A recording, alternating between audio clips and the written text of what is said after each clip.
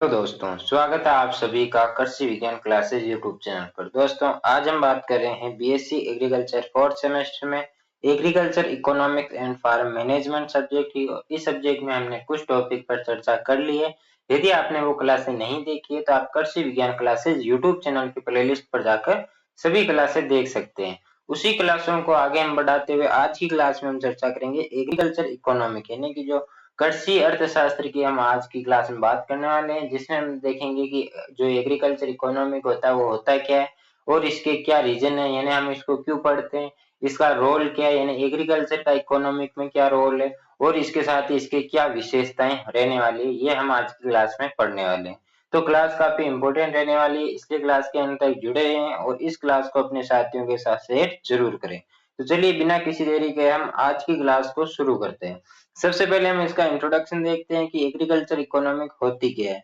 तो agriculture economics क्या होती है कि अर्थशास्त्र की एक शाखा है, यानी एक ब्रांच है किसकी, इकोनॉमी की। कौन, एग्रीकल्चर इकोनॉमी।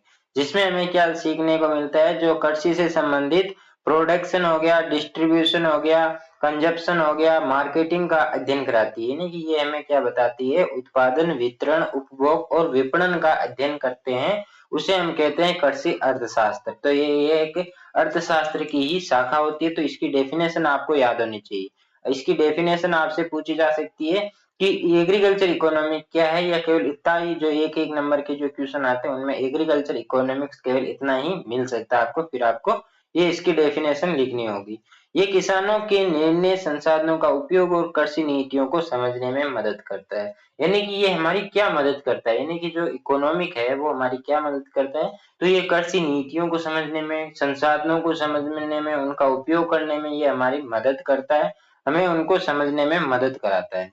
अब हम बात करते हैं main reason for studying agricultural economics, यानी कृषि अर्थशास्त्र का अध्ययन करना मुख्य कारण क्या है, या अध्ययन करना क्यों महत्वपूर्ण है। तो सबसे पहला क्या है कि जो ये कृषि है वो भारत की रीढ़ की हड्डी है। यानी कि जो रीढ़ हड्डी का मतलब है कि बैकबोन है, यानी कि जो भारत की अर्थव्यवस्था है वो एक रीढ़ है और बड़ी आबादी कृषि पर निर्भर है। यानी कि भारत की लगभग 70% से ज्यादा जो कि आबादी है वो कृषि पर निर्भर है। खाद्य सुरक्षा सुनिश्चित करती है, यानी जो कृषि होती है उसी से खाद्य सुरक्षा सुनिश्चित होती है, उसी से खाद्य यानी कि खाने को भोजन मिलता है। ग्रामीण विकास को बढ़ावा देने को, यानी कि ऐसा तो है नहीं कि सिटी के अंदर खेती की जाती है, ग्रामीण क्षेत्रों में खेती की जाती है। तो ये जो ग्रामीण विकास होते हैं उनको बढ़ावा देने के लिए भी होती है। किसानों की आय बढ़ाने, यानी कि किसानों की आय बढ़ती है, यानी खेती करेगा तो किसानों को आय मिलेगा। ऐसा तो है नहीं बिजनेसमैन को मिले, बिजनेसमैन को भोजन मिलेगा, यानी कि वो दूसरे कोई व्यवसाय चलाता है उससे बिजनेसमैन को रोजगार मिलता है। तो किसानों की आय बढ़ती है, संसाधनों का कुशल उपयोग होता है, जैसे जिनमें आते हैं ट्रैक्टर वगैरह जो संसाधन होते हैं, और इसके साथ यदि बात करें यूरिया वगैरह जो उर्वरक होते हैं उनका सभी का उपयोग होता है, किससे, कृषि से। अब हम बात करते हैं करेक्टर, यानी कि करेक्टर ऑफ एग्रीकल्चरल इकोनॉमिक्स, कृषि अर्थशास्त्र की विशेषताएं, जो कि इंपॉर्टेंट से आपसे पूछा जा सकता है, यानी कि बड़ा क्वेश्चन आपसे पूछा जा सकता है। इस क्लास से आपके दो क्वेश्चन बड़े बनते हैं, एक तो करेक्टर वाले, एक आपके role of agriculture in economics, यानी कि एग्रीकल्चर कृषि का इकोनॉमिक में क्या योगदान है या क्या भूमिका है, यह आपसे पूछा जा सकता है। ज्यादा इंपॉर्टेंट, जो इम्पोर्टेंट है वो है role of agriculture in economics वाला क्वेश्चन आपसे पूछा जा सकता है, बड़ा क्वेश्चन पूछा जाएगा यदि पूछा जाएगा तो। अब हम बात करते हैं, उसकी भी बात करेंगे हम आगे, पहले हम बात करते हैं कृषि अर्थशास्त्र की विशेषता की। तो सबसे पहले इसकी विशेषता आती है प्रकृति पर निर्भरता, यानी कि कृषि क्या है कि एक प्रकृति पर निर्भर करती है। जैसे कि जो वर्षा होती है वो भी प्रकृति पर निर्भर करती है, प्राकृतिक रूप से होती है। तापमान हो गया, मिट्टी हो गई, जलवायु हो गया, ये सब क्या है कि प्रकृति है, यानी प्राकृतिक रूप से मिलते हैं। तो कृषि उत्पादन मुख्य रूप से प्राकृतिक कारकों जैसे वर्षा, तापमान, मिट्टी और जलवायु पर निर्भर करता है। प्राकृतिक आपदाएं जैसे कि सूखा हो गया, बाढ़ हो गया, जो उत्पादन को प्रभावित करती है, यानी कि जो प्रोडक्शन होता है उसको अफेक्ट करती है। कौन, बाढ़ होगी, सूखा हो गया, ये क्या करते हैं, सूखा हुआ तो भी वर्षा नहीं हुई तो भी नुकसान, अगर बाढ़ हो गई, बाढ़ आ गई यानी वर्षा ज्यादा होगी तो भी नुकसान होता ही है। दूसरा आता है उत्पादन की अनिश्चितता, यानी कि ऐसा नहीं है कि 1 एकड़ में जो यदि 1 हेक्टेयर जो खेत है उसमें यदि 10 क्विंटल जो अनाज होगा तो होगा ही, ऐसा नहीं है। कभी उसमें 12 क्विंटल भी हो जाता है, कभी-कभी उसमें 6 क्विंटल भी हो जाता है। तो ये अस्थिरता होती है, यानी कि उत्पादन में अनिश्चितता होती है, अस्थिरता होती है। ये निश्चित नहीं होता, कभी चढ़ाव कभी कमी यानी गिरावट देखने को मिलती है। कृषि उत्पादन अनिश्चितता अधिक होती है क्योंकि ये मौसम और प्राकृतिक परिस्थितियों पर निर्भर करता है। यानी कि हो सकता है कभी वर्षा ज्यादा हो गई, ये तो क्या है कि जो आपका फसल है वो खराब हो जाती है, इसलिए प्रोडक्शन कम हो जाता है। यदि कभी ऐसा हुआ कि वर्षा भी सही हुई, कोई रोग और कीट भी उसमें नहीं लगे, तो प्रोडक्शन अच्छा भी हो जाता है। तो ये निश्चित नहीं होता है, इसमें अस्थिरता देखने को मिलती है, किसमें? प्रोडक्शन में। कभी उत्पादन अधिक होता है तो कभी बहुत कम भी हो जाता है। और यदि उत्पादन ज्यादा होगा, यानी कि यदि यदि उत्पादन ज्यादा होगा किसी भी क्रॉप का, तो उसका जो बाजार में उसकी मांग होती है वो कम हो जाती है, यानी उसकी जो कीमत होती है वो हमें कम मिलती है। और यदि अनाज कम होता है तो उस फसल की जो कीमत है वो मार्केट में हमें ज्यादा मिलती है, ये भी आपको पता होना चाहिए। मौसमी प्रकृति, यानी मौसमी प्रकृति का क्या मतलब है कि जो हम दो, मतलब जो खरीफ की फसल है उसको हम रबी में नहीं बो सकते। यानी कि हम बात करें बाजरा की, तो क्या आप बाजरे को सर्दियों में बो सकते हैं? नहीं ना। यही होता है प्रकृति, यानी कि मौसमी प्रकृति, यानी कि बाजरे को हम सर्दियों में नहीं बो सकते, तो जो गेहूं है उसको हम खरीफ ऋतु में भी नहीं बो सकते। खरीफ ऋतु की फसलें खरीफ में बोई जाती है और रबी ऋतु की फसलें रबी में बोई जाती है। नहीं, कृषि एक मौसमी गतिविधि है जो विशेष मौसमों में की जाती है। जैसे खरीफ और रबी फसलें अलग अलग मौसम में उगाई जाती है, यानी कि कुछ वर्षा ऋतु में उगाई जाती है और कुछ सर्दियों में उगाई जाती है। अब आता है श्रम प्रदान, यानी कि कृषि में मशीनों की तुलना में श्रम का अधिक उपयोग होता है। ग्रामीण क्षेत्रों में रोजगार का मुख्य स्रोत होता है। यानी कि जो कृषि में जो मशीनें काम में ली जाती है वो मशीनों से ज्यादा, आजकल मशीनें ज्यादा काम में ली जाती है, लेकिन पहले सब काम जो होते हैं वो इंसान द्वारा किया जाता था, इसलिए इंसानों को रोजगार मिलता था। यानी कि ये श्रम प्रदान भी होता है, इन्हें रोजगार भी इसमें मिलता है। इसके साथ ही आता है कि जो छोटे और बिखरे हुए खेत, यानी कि आपने देखा होगा कि जो ग्रामीण लोग होते हैं, किसी किसी को छोड़कर, किसी के हो सकता है कि 50 बीघा एक साथ हो, 5-7 एक हेक्टेयर एक साथ हो, लेकिन देखा होगा कि 1 हेक्टेयर एक जगह, थोड़ा दूर 2 हेक्टेयर हो, ऐसे यानी छोटे छोटे किसानों के खेत है वो भी बिखरे हुए हैं, यानी एक यहाँ पे थोड़ा और दूर एक खेत और ऐसे खेत है। अधिकांश किसानों के पास छोटे और अलग अलग स्थानों पर स्थित खेत होते हैं।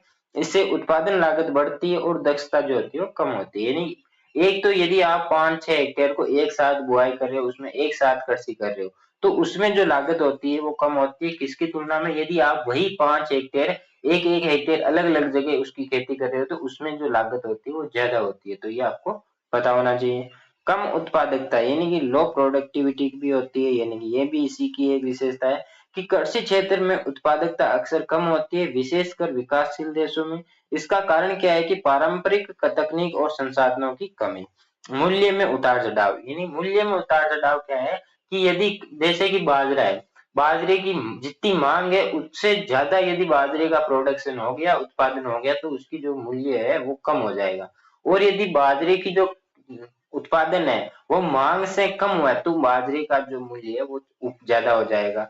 तो ये होता है मूल्य में उतार चढ़ाव, यानी कृषि उत्पादों का मूल्य बहुत अधिक उतार चढ़ाव होता है।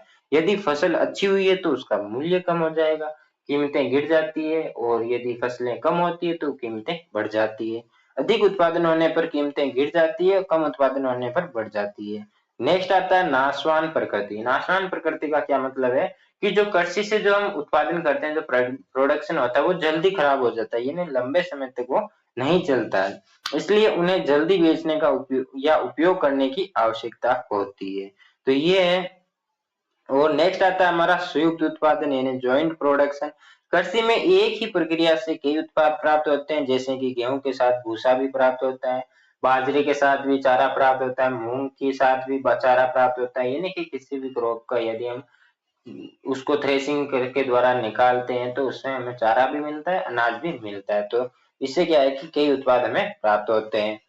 जोखिम और अनिश्चितता, यानी कि कृषि में जोखिम अधिक होता है, जैसे मौसम कीट रोग, यानी कि मौसम का क्या आपको विश्वास है कि अब मौसम ठीक होगा या कैसा होगा?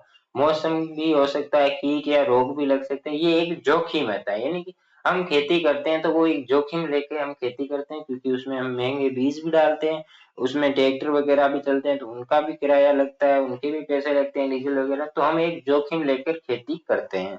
इसमें किसानों की आय पर प्रभाव पड़ता है, नेक्स्ट आता है सरकारी सहायता का महत्व, यानी कि कृषि क्षेत्र में सरकार की नीतियां और सहायता की आवश्यकता होती है, जैसे कि सब्सिडी हो गई, इरिगेशन स्कीम्स वगैरह जो होती है वो सभी इसमें योगदान देती है। अब हम बात करते हैं role of agriculture in economics development, यानी कि आर्थिक विकास में कृषि की भूमिका क्या है या इसका क्या योगदान है, जो कि वेरी इंपॉर्टेंट है। ये आपसे पूछा जा सकता है और पूछा ही जाएगा, ऐसा भी हो सकता है। राष्ट्रीय आय में योगदान, सबसे पहले आता है कंट्रीब्यूशन ऑफ नेशनल इकोनॉमिक, यानी कृषि देश की जो जीडीपी होती है उसमें महत्वपूर्ण योगदान देती है, क्योंकि कृषि प्रधान देशों में कृषि सबसे ज्यादा की जाती है, तो ये जीडीपी में अपना महत्वपूर्ण योगदान देती है। विशेषकर जो विकासशील जो देश रहते हैं उनमें ये योगदान अधिक होता है, यानी कि जो विकासशील देश होते हैं, एक होता है विकसित देश, एक होता है विकासशील, यानी कि जो विकास कर रहा है। विकसित का मतलब होता है वो विकसित हो चुका है, वो कर भी रहा है लेकिन विकसित हो चुका है। विकासशील देश वो होते हैं जो विकास के लिए जूझ रहे हैं या विकास कर रहे हैं। तो ये होता है विकासशील देश और विकसित देश। दूसरा आता है एम्प्लॉयमेंट जनरेशन, यानी कि जो रोजगार सृजन करते हैं। कृषि क्षेत्र बड़ी संख्या में लोगों को रोजगार प्रदान करता है, जैसे कि ग्रामीण क्षेत्रों में का मुख्य रोजगार भी है कौन, कृषि। फूड सप्लाई, यानी कि खाद्य आपूर्ति, कृषि देश में खाद्य आवश्यकताओं को पूरा करता है कौन, कृषि। एग्रीकल्चर जो होती है वो फूड सप्लाई भी करती है, जिसमें कई प्रकार के अनाज आते हैं, सब्जियां आती है, फल फ्रूट वगैरह जो होते हैं वो सभी इसी के अंदर आते हैं। ये खाद्य सुरक्षा सुनिश्चित करती है, फूड सिक्योरिटी सुनिश्चित करती है। कच्चे माल की आपूर्ति, यानी कि जो कच्चा माल प्राप्त होता है वो खेतों से प्राप्त होता है, किसानों की जो खेती होती है उससे हमें प्राप्त होता है। जैसे कि यदि हम बात करें गुड़ बनाने के लिए जो गन्ना प्राप्त होता है वो हमें खेतों से प्राप्त होता है। यदि वहीं बात करें कपड़े बनाने के लिए जो कपास होती है या जो ऊन होती है वो भी हमें वहीं से प्राप्त होती है। ऊन तो भेड़ों से प्राप्त होती है, लेकिन जो कपड़े बनाने के लिए जो कपास वगैरह जो होती है वो हमें खेतों से प्राप्त होती है। जूट भी होती है, कपास, गन्ना, जूट आदि जो है वो उद्योगों के लिए आवश्यक होते हैं, जो कि हमें खेतों से प्राप्त होते हैं। कैपिटल फॉर्मेशन यानी पूंजी निर्माण में भी कृषि क्षेत्र से बचत और निवेश के माध्यम से पूंजी का निर्माण होता है। ये अन्य क्षेत्रों का विकास में मदद करता है, यानी कि ये एक पूंजी निर्माण भी होता है, किसान इसको बेचते हैं, आगे भी ये प्रोसेसिंग होता है, तो कई लोगों को रोजगार मिलता है और उससे आय का या पूंजी का निर्माण होता है। विदेशी मुद्रा अर्जन, यानी कि जो फॉरेन एक्सचेंज अर्निंग भी होती है, यानी कि कृषि उत्पादों के निर्यात से विदेशी मुद्रा भी प्राप्त होती है। यानी कि कई ऐसे भी जो सब्जियां वगैरह होती है, जैसे प्याज होता है, उसका सबसे ज्यादा हम प्याज का यहाँ से निर्यात करते हैं विदेशों में। उसके बाद हम भिंडी का निर्यात करते हैं, तो ये सब्जियों का भी हम यहाँ से निर्यात करते हैं, तो उससे क्या है कि विदेशी मुद्रा हमें प्राप्त होती है। नेक्स्ट आता है ये देश की अर्थव्यवस्था को मजबूत बनाता है। औद्योगिक विकास के में सहायता, यानी कृषि उद्योगों को कच्चा माल बाजार दोनों प्रदान करता है। इससे औद्योगिक विकास को बढ़ावा मिलता है, यानी कि खेती से हमें कच्चा माल प्राप्त होता है। रूरल डेवलपमेंट यानी ग्रामीण विकास, खेती ग्रामीण क्षेत्रों में की जाती है, यानी गांवों में की जाती है, तो उसकी जो खेती है वो ग्रामीण क्षेत्रों के विकास में एक महत्वपूर्ण भूमिका निभाती है। और ये आय, रोजगार और जीवन स्तर को सुधारती है, यानी कि ये लोगों किसानों को आय प्राप्त कराती है, लोगों को रोजगार मिला देती है और इसके साथ ही जीवन स्तर को भी सुधार कराती है। बाजार का विस्तार, यानी कृषि से प्राप्त आय बाजार की मांग को बढ़ाता है और इसके साथ ही इससे अन्य क्षेत्रों के उत्पादों की भी बिक्री होती है। लास्ट रहता है गरीबी में कमी, यानी कृषि विकास से किसानों की आय बढ़ती है जिससे गरीबी कम होती है। तो ये इसके कुछ नॉर्मल नॉर्मल थे जो आपको केवल पॉइंट याद रखने हैं, फिर आप अपने मन से भी कुछ उसमें लिख सकते हैं। ऐसा नहीं है कि मैंने यहाँ पे केवल आपको 2 लाइन लिखी है तो वही 2 लाइन आप रट के जाएं और वही है जैसे कि जैसे वहां पे लिखे हैं, ऐसा नहीं होना चाहिए। आपको समझना है, यानी कि गरीबी में कमी, यानी कि जो कृषि है वो गरीबी में कमी किस तरह से करती है, तो ये आपको समझना है कि जो गरीब कृषि होती है वो किसानों को आय, जो रोजगार प्रदान करती है उससे किसानों को आय मिलती है और इससे किसानों के साथ साथ कई लोगों को रोजगार मिलता है।